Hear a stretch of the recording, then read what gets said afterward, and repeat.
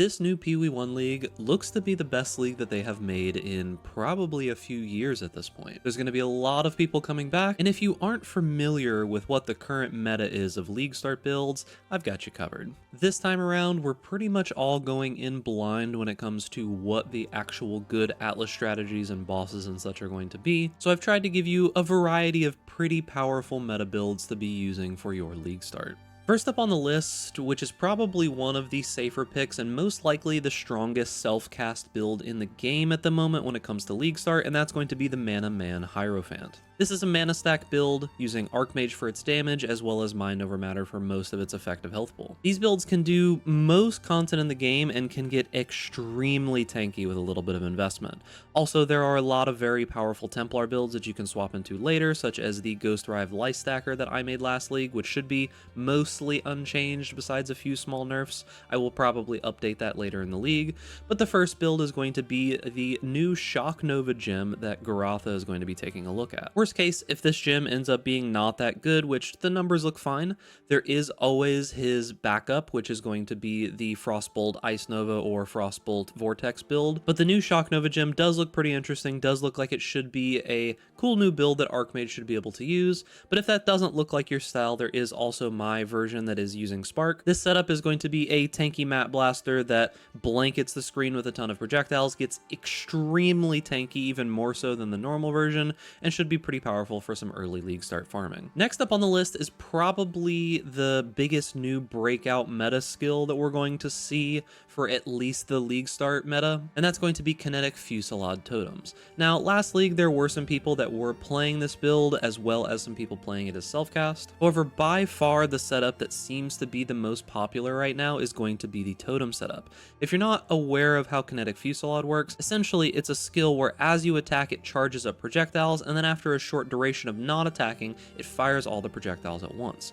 You can use less duration scaling to make this essentially instant. As long as the duration of the projectiles is less than the attack speed, it will work as any other skill does. However, the kicker here is that the damage is scaled significantly higher to account for this duration. And if you play with totems, they essentially perfectly pilot the skill. You can have a bunch of them going at the same time.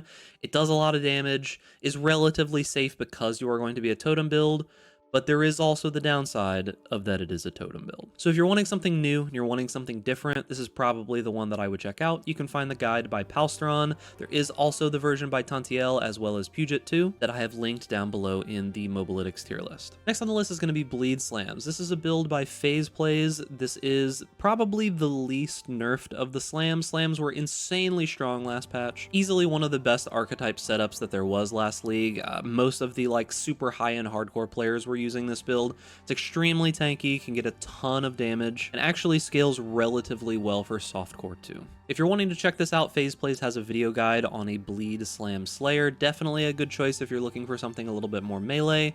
But moving on, we do also have the new WoCoT Mines from Fearless Dumbo. Now, I know WoCoT sounds weird, but the actual full name is Wave of Conviction of Charthus, and that is a mouthful, and we're going to call it WoCoT. This is an interesting new setup that Dumbo has made, where WoCoT apparently has this slight bug where it hits twice on the way out and not at all on the way back.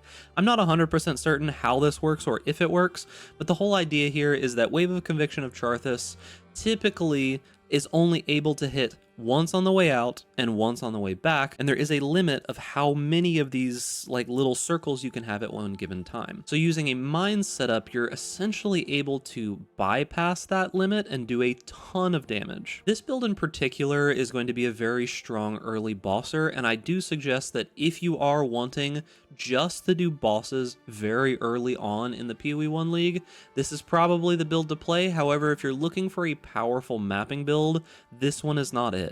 It's fine, there's nothing wrong with the mapping, but it is probably a very mid mapping build. This really is a build that you should be using for early bossing.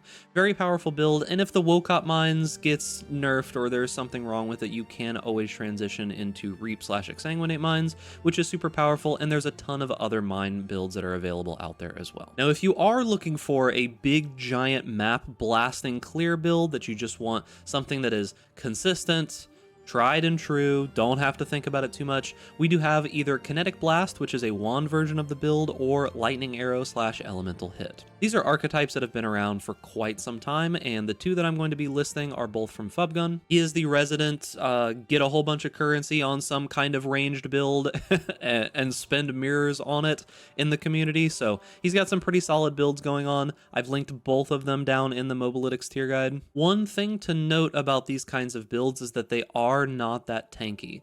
They do have enough defenses that they can survive some pretty difficult stuff once you invest gear into them, but these are builds that are meant for blasters. You are going to be blasting through maps, clearing them as quickly and efficiently as possible, trying to make enough money to swap into something more powerful later on. These builds are not designed to do pinnacles or ubers. You can do those things on these builds, but just understand that if you are a newer player, or if you're someone who doesn't really have hands for that kind of thing, I would be a little bit hesitant about playing these if you plan to do some bossing. All of the other builds on this list are much better for just general mapping as well as general boss killing. This one is really the big map blaster. And that's going to be it for the video. Let me know if there's something else that you're going to play down in the comments. There's a ton of cool builds this league, but I really do try with these videos to give you the ones that I think are the most powerful, the ones that I think are the most interesting for a variety of different things. Because let's be honest, one of the worst feelings is going into a new PoE 1 league that you're really excited for, playing some kind of build and having it be garbage. I am truly a fan of playing things that are tried and true when it comes to League Start. Every time I've tried to do something weird and new that doesn't have any kind of backup plans, I've always felt a little bad, so I suggest one of these 5 builds is probably what you want to start with. And remember, boys, if you enjoy this content, make sure to give this video a like, subscribe to the YouTube channel, hit that notification bell to stay up to date with all the latest videos, and stay safe out there in raid class. Then I'll see you guys in the next video.